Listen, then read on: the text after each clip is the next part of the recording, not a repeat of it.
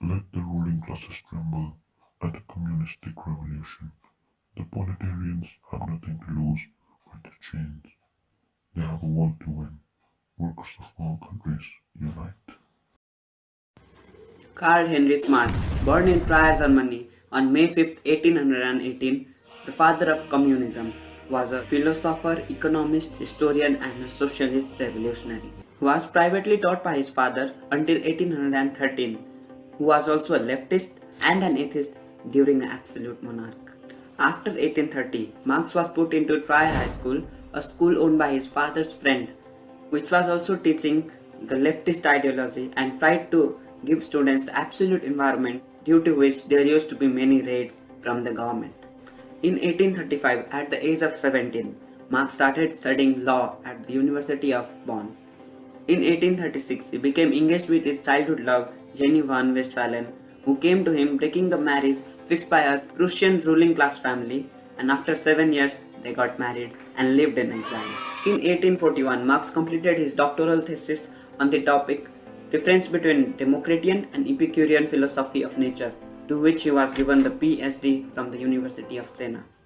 So he is not just Karl Marx, he is Doctorate Karl Marx. In 1842, he moved to Cologne, where he became a journalist for newspaper Rheinische Zeitung, expressing his early views on socialism and his developing interest in economics. In 1843, he became a co-editor of a radical leftist newspaper, the German French Annals. So he moved to Paris with his wife. August 28, 1844, he met a German socialist, Friedrich Engels, beginning a lifelong friendship. Both of them believed that materialism and idealism should go hand in hand, and we should actually focus on the real situation. In 1845, Marx was exiled from France also, so he went to Belgium in February with his wife, children, and Friedrich Engels. Marx and Engels published a book named The German Ideology, which was a very humorous political satiric literature. They wrote Poverty of Philosophy, which also proposed the scientific materialist philosophy. Then in 1948 comes the most popular book, The Communist Manifesto, where they properly propose a theory of communism, they explain the class struggle and criticize capitalism a lot. Karl Marx always believed that revolution was not a thing that comes in a day.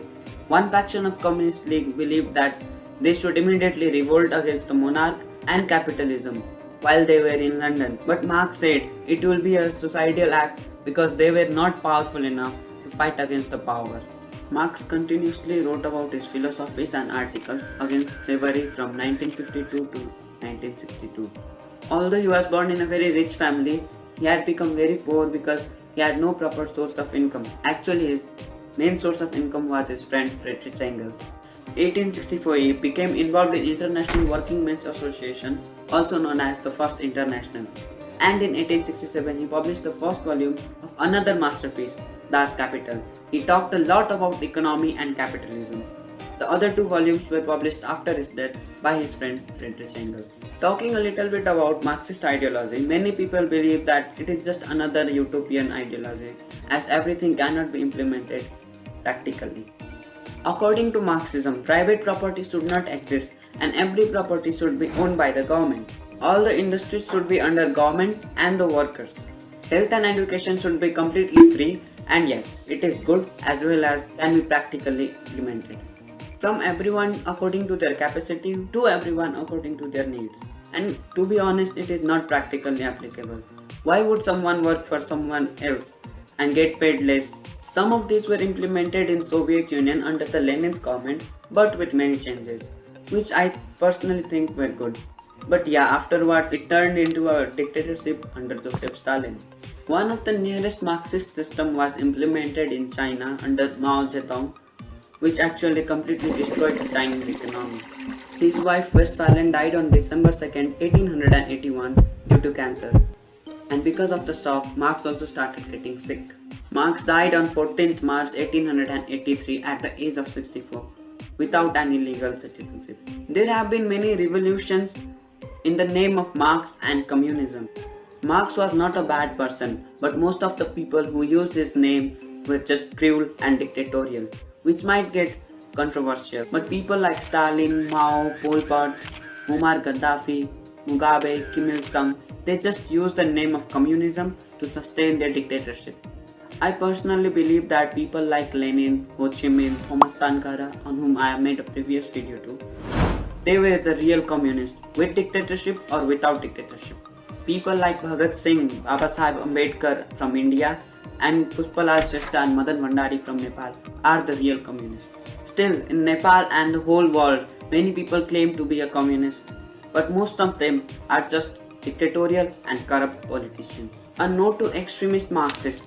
Marx always said that we have to see the situation and act according to that. And Marx proposed all these things about 150 years ago, and many of them are not applicable today. At the end, I would like to say a quote of Marx, which you can decide what he actually wanted to say. He said, "One thing is certain, I am not a so-called Marxist." Thank you.